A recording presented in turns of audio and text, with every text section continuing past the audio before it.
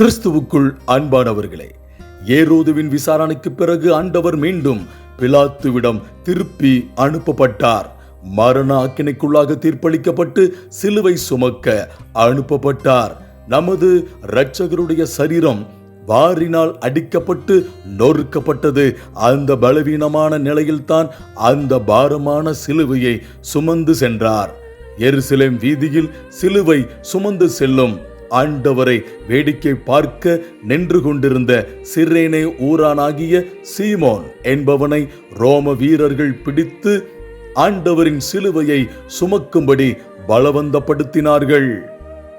சிரேனே என்பது வடக்கு ஆப்பிரிக்காவில் உள்ள இன்றைய லிபியா தேசத்தின் ஒரு பகுதியாகும்.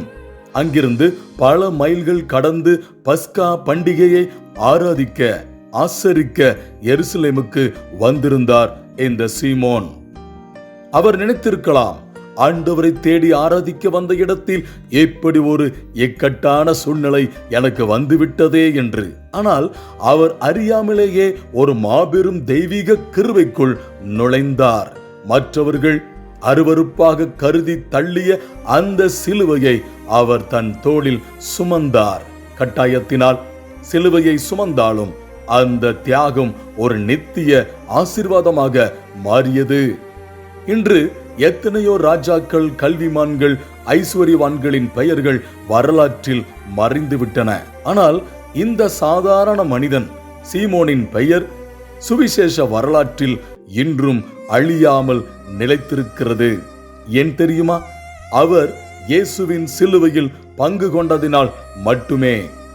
பிரியமானவர்களே, நாமும் பல நேரங்களில் பல காரணங்களுக்காக ஆண்டவரை தேடுகிறோம். ஆனால் அவரோ நம்மை சிலுவையை சுமக்க அழைக்கிறார்.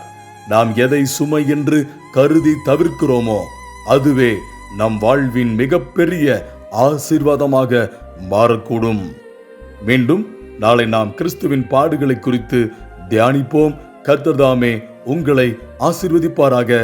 ஆமேன்.